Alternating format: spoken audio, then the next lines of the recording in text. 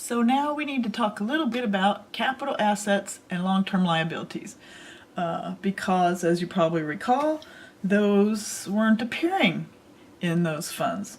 But obviously we've been needing to keep track of those. So at the beginning of the year, the capital assets are recorded and recognized on the statements. The balance capital expenditures is eliminated, right? So that's as we were using the governmental funds, we were any capital project funds, we were doing expenditures once the liability became owed.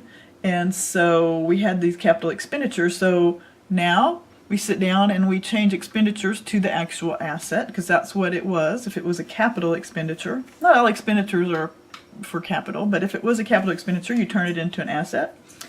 And yes, we depreciate the assets slightly differently than what you're used to, but it's going to make sense. It'll probably actually make more sense than the way we do it out for a company.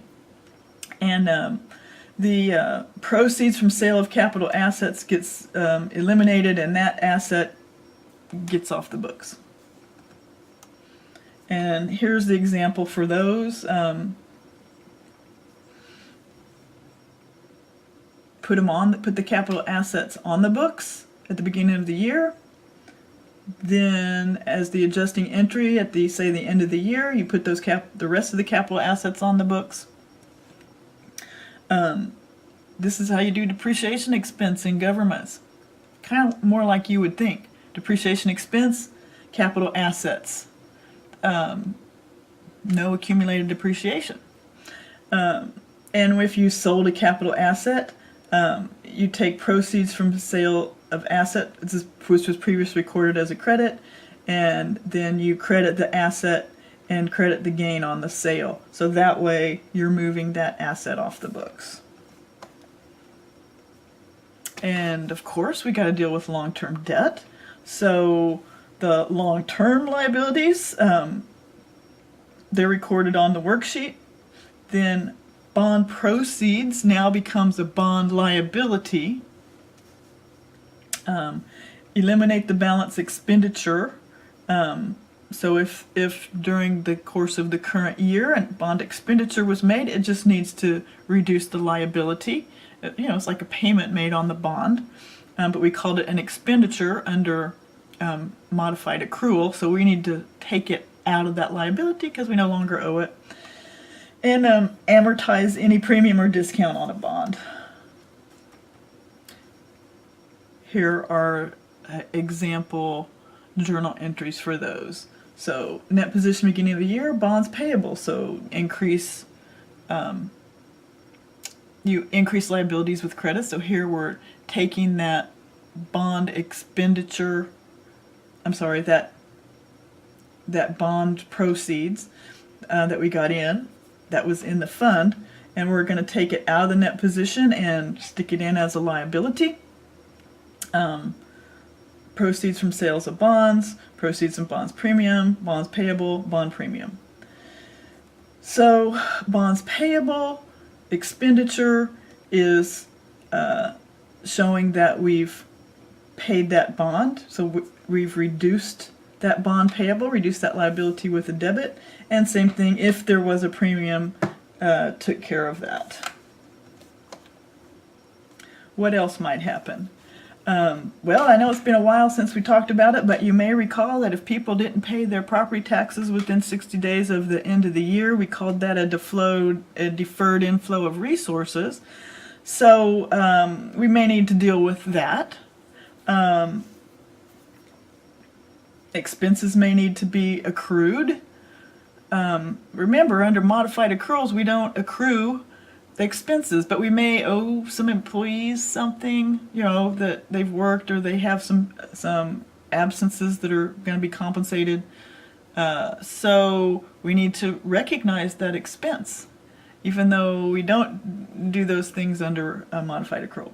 Accrue interest on bonds, right? That's another thing we don't do under modified accrual. We just call it an expenditure when we pay the interest, but in reality when we report out under accrual base, we need to sit down at the end of the year and figure out how much interest we owe for that period. So we're going to match our interest to the period rather than when we are going to pay it. And eliminate any interfund transfers, basically closing those accounts out. So if you're dealing with those deferred inflows, that is reversing them. That is this is putting them on the books. That's taking them off. That's reversing that deferred taxes. So you remember we did this to put them on. We do that to take them off.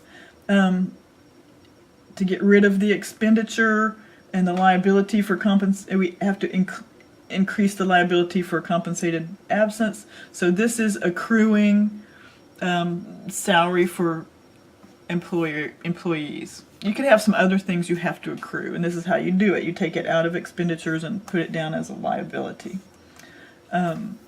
Again, interest expense now, not expenditures, so we're actually accruing it, so it just becomes interest payable, just like any other interest payable accrual you've ever done. That's no different. Then you have to take that expense out of the net position. Transfers in, transfers out is just a flip. It's like a reversing entry, so it's closing both of those accounts out.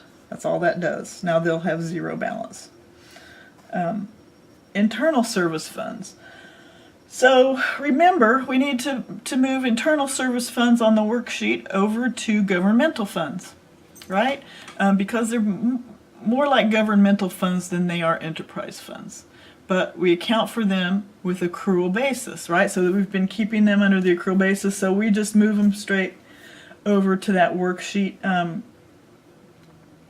It is possible you might report out some internal service funds with the enterprise funds if only the enterprise funds are using that internal service. So you could imagine a situation where you have something like, I don't know, a motor pool or a truck pool or something, or equipment pool, and really only the electric company and the water company and the waste services use those things.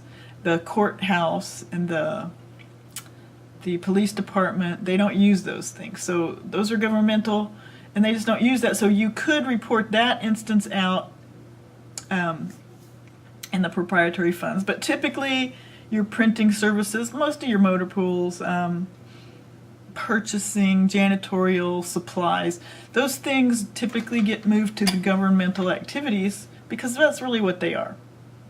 So you don't really have to do a lot. The worksheet entries to include internal service funds with governmental activities, or you just add the assets and liabilities to the governmental section. The income is brought into the statement of activities.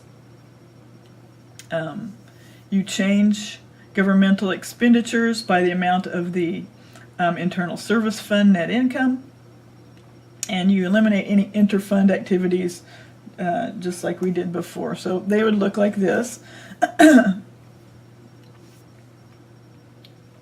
Moving these over to the worksheet. All of this is just moving everything to the worksheet. Net position, investment income, net position, general government expense, net position transfers in, and you've moved that to the worksheet column so that you can go on and complete your government-wide statements. So the government-wide statements, once you've moved that junk over to the worksheet, now you just take those numbers, like I showed you way back up here.